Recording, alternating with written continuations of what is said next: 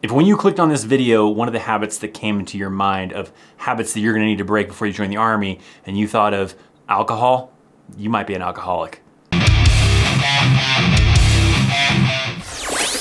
What's up, my friends? Welcome to an all-new video. U.S. Army veteran ThatChrisChaos. Today we're talking about some habits that you need to break before you join the Army, probably even the military in general. And yes, I was poking a little bit of fun at the beginning of the video about alcohol, but I mean, that is a legitimate one that possibly, if you're very reliant on drinking alcohol, very key on partying and everything like that, that at least in the beginning, you're gonna need to be able to curb to the side for a little while. Besides that, we're gonna get into some different habits that a lot of people have. Maybe you have them yourself, and these are some things you're gonna have to break. The first two of the 5 that I'm gonna be bringing up in here are ones that are mainly just initial, and then you can kind of pick them back up if you really wanted to, and then the other ones are pretty much for your entire Army career for the most part. So let's dive into it and let's talk about the very first one, which, as I mentioned, this is one of those first 2 that is mainly at the beginning, and that is like tobacco products. If you are a smoker, you dip, you vape, or whatever, at least at the very beginning of your Army career, you're gonna have to kind of put it on hold for a little while because you can't do those things when you're in basic training. In some AITs, you may be able to kind of relax a little bit and kind of pick up smoking again if you really wanted to, or vaping or whatever. And then once you get to your regular duty station, well, they don't really care at that point anymore. But during your initial phase of basic training, you can't have any of that stuff. So be prepared, depending on how long you're going for basic training, especially with COVID going on, or even OSIT, how long your OSIT is gonna be. You're not gonna be able to have a chance to smoke a cigarette or put in a dip. Yes, there are situations of people that have done that, right? So there's probably someone watching this right now being, back in my day, I was able to smoke cigarettes in basic training. And that probably was the thing back in basic training. There's even people that I've seen when I was in basic training that would, find ways to smuggle cigarettes in and sneak it in or whatever kind of a thing. But that is not something you're allowed to do in basic training or even OSIT. So it might be something you want to kind of remember, and maybe prior to try to, work on it and see if you can't quit smoking, quit using those tobacco products if you can. If you really wanted to bring it back up, once you're done with all the initial training, sure, go for it, it's on you. But I feel like, if you're able to kick that habit, you should try to maintain that if you can. Another habit you're gonna have to kick off at the side, and this one's also a temporary one at least, that is caffeine. If you are very dependent on caffeine, maybe, hey, I got a rock star here actually, you need energy drinks, you need soda, you need coffee, you may have to kind of kick the habit at least for a little bit. In basic training and OSIT, it can be pretty strict on that. You might have opportunities to have coffee, maybe here and there, probably not maybe a lot, maybe just during chow times, and sometimes you're away from the chow hall. Sometimes drill sergeants are like, no, you guys only have water, or whatever the case might be. Caffeine is also another one where it just depends sometimes on your leadership. Sometimes your drill sergeants don't give a crap, right? And they're sure, go ahead and drink all the soda you want, I don't care. But a lot of times I've also seen where they don't allow you to touch that stuff until after like that physical fitness test or after a certain phase of basic training. So if you're someone, that, is really dependent on caffeine, and if you don't have it, you're gonna have all these headaches and you're gonna be really sucking or whatever for however many days until you can finally get past it. Well, you might kind of wanna start kind of getting acclimatized to that to be prepared for basic training or OSIT. Of course, that lightens up later on as you get through basic training, you get to AIT or whatever, and they don't care, right? You can have coffee, you can have soda, especially when you get to your regular duty station, you wanna walk around with an energy drink while you're at work, while you're working at the motor pool, whatever the case is, that's fine. But there may be a little bit of a phase at the very beginning where you're gonna have to be able to function and hopefully, not have some kind of crazy headaches or whatever, caffeine withdrawals or whatever for a while before you are able to actually have caffeine again. Now let's move into some that have a little bit more longevity of being in the Army career and things that you're gonna have to kind of, if you have these habits, you're gonna have to kind of break these habits a little bit, starting off with calling people by their first name. Unless you're going in as an officer, they're pretty much the only ones that kind of get away with in the workplace calling other soldiers by their first name. It's usually like other officers, not like enlisted soldiers, but you'll see like captains or lieutenants calling each other by their first names. If you are an enlisted soldier, well, you're commonly calling that person by the last name, probably even their rank and last name. When you're off duty and you have your buddies or whatever, it's cool to call them by their first name. A lot of people just build that habit though, because they're so used to calling people by their last name that even when they're off work, they're calling everybody by their last name anyways, because that's what they know them by and how they're used to kind of calling them that.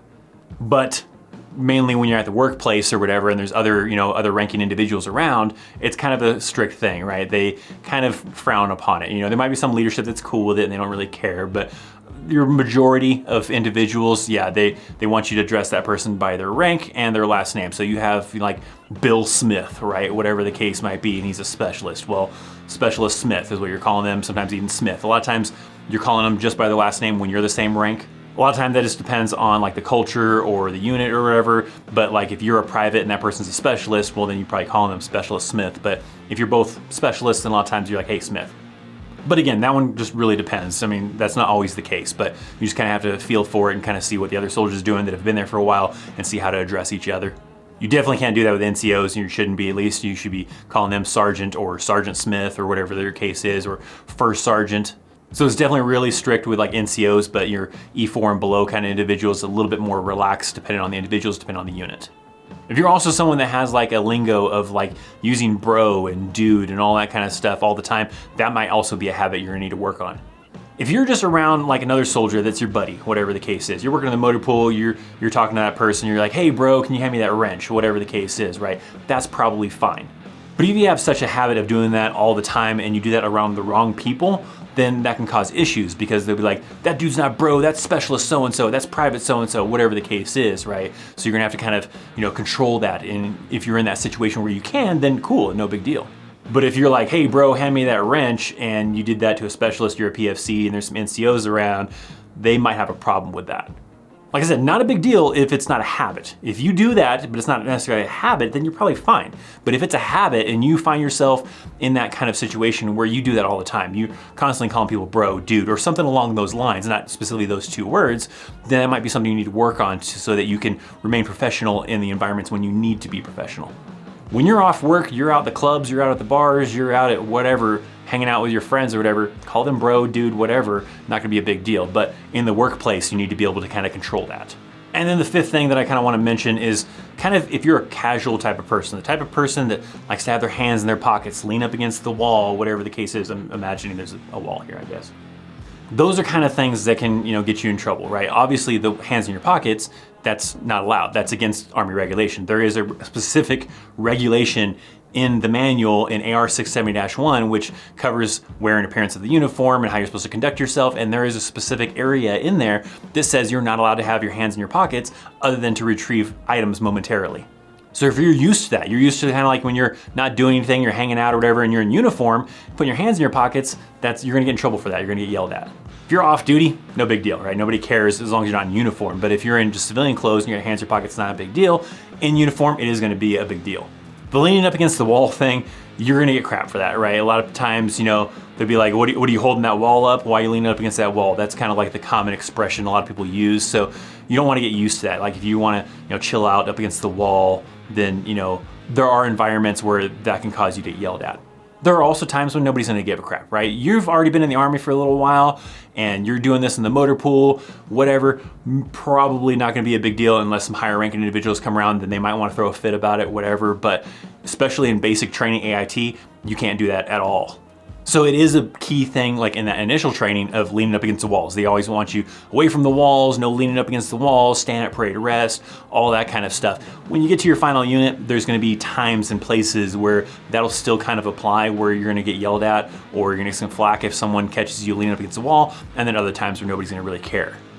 You'll start to kind of feel that out as you go through the Army, right? You'll know that in the basic training, or you learn that the hard way, either way, when you're in basic training AIT, that's not something you can do. And then when you transition over to your first duty assignment, then you'll kind of start to kind of learn a little bit better of where is the right time and place where nobody's gonna give a crap if I'm leaning up against the wall, got my feet up on the wall, whatever the case is.